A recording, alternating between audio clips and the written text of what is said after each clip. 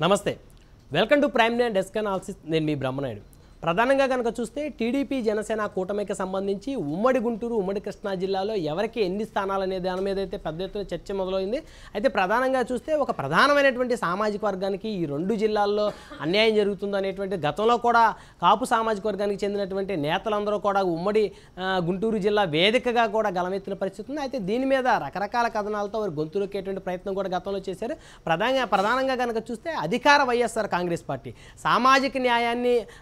ఉమ్మడి గుంటూరు జిల్లాలో అమలు చేస్తుంది అనేటువంటి ఒక ఎపిసోడ్ అయితే తెర మీదకి వచ్చింది ప్రధానంగా చూస్తే ఉమ్మడి గుంటూరు జిల్లాకు సంబంధించి గుంటూరు పార్లమెంట్ అభ్యర్థిగా ఉమారెడ్డి వెంకటేశ్వర్లు కుమారుడిని అయితే ఇక్కడి నుంచి ప్రతిపాదించింది అధికార వైఎస్ఆర్ కాంగ్రెస్ పార్టీ అదేవిధంగా చూస్తే చిలకలూరుపేట నియోజకవర్గం ఇక్కడ నుంచి మల్లెల రాజేష్ నాయుడు కాపు సామాజిక వర్గానికి చెందిన నేతకైతే టికెట్ ఇచ్చినటువంటి పరిస్థితి ఉంది అదేవిధంగా సత్తెనపల్లి గతంలో కూడా అంబటి రాంబాబు ఇక్కడ నుంచి ఎమ్మెల్యేగా గెలిచారు అదేవిధంగా ప్రస్తుతం మంత్రిగా కూడా ఆయన అయితే కొనసాగుతున్నారు వచ్చే ఎన్నికల్లో సైతం కూడా కాపు సామాజిక వర్గానికి చెందిన అంబటి రాంబాబు టికెట్ ఇచ్చే యోచనలో ఉన్నారు అదేవిధంగా పొన్నూరు ప్రస్తుతం కనుక చూస్తే కిలారి రోసయ్య ఇక్కడ నుంచి ప్రాతినిధ్యం వహిస్తూ ఉన్నారు అదేవిధంగా పొన్నూరులో కూడా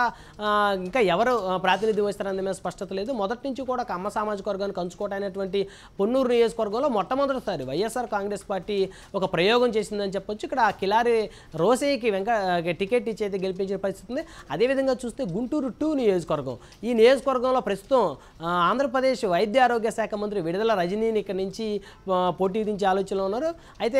విడుదల రజనీ నేపథ్యం కనుక చూస్తే ఆవిడ బీసీ సామాజిక వర్గానికి చెందిన నేత అయినప్పటికీ కూడా ఆవిడ భర్త కానీ కుటుంబీకులు కానీ అందరూ కూడా కాపు సామాజిక వర్గానికి చెందినటువంటి నేతలుగా ఉన్నారు అయితే ఆవిడకి ఒకవేళ బీసీ కోటాలో టికెట్ ఇచ్చినప్పటికీ కూడా ఆవిడ కుటుంబ నేపథ్యం కానీ అదేవిధంగా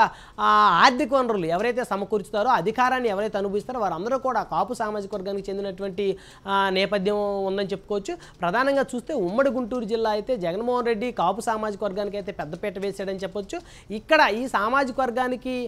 చెందినటువంటి పరిస్థితి ఏదైతే ఉందో ఇక్కడ మిగతా పార్టీలు అంటే టీడీపీ జనసేన కూటమిలో ఈ కాపు సామాజిక వర్గానికి అయితే ఇక్కడ అవకాశాలు కల్పించట్లేదు అనేటువంటి ఒక అభిప్రాయం అయితే వ్యక్తం అవుతుంది గుంటూరు 1 గుంటూరు 2 రెండు నియోజకవర్గాలు కనుక చూస్తే ఈ రెండు నియోజకవర్గాల్లో కాపు సామాజిక వర్గం ఓటర్లు అయితే అత్యధికంగా ఉన్నారు గతంలో గుంటూరు 2 నియోజకవర్గం నుంచి అనేక సార్లు ఈ సామాజిక వర్గానికి చెందినటువంటి వ్యక్తులు ఎమ్మెల్యేలుగా గెలిచి మంత్రులుగా కూడా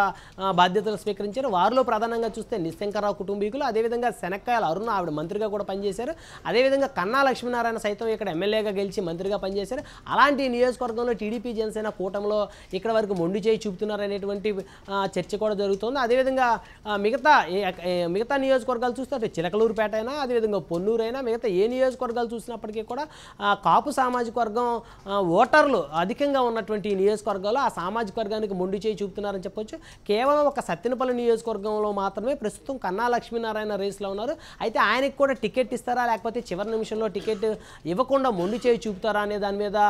అదేవిధంగా చూస్తే గుంటూరు పార్లమెంటు కూడా తెలుగుదేశం పార్టీ జనసేన కూటమిలో ఇక్కడ కమ్మ సామాజిక వర్గానికి చెందిన నేతకే టికెట్ ఇచ్చేటువంటి పరిస్థితులు అయితే ఉన్నాయి మొత్తానికి చూస్తే ఉమ్మడి గుంటూరు జిల్లాలో అయితే జనసేన టీడీపీ కూటమిలో కాపులకి మొండి చేయి చూపుతున్నారని చెప్పొచ్చు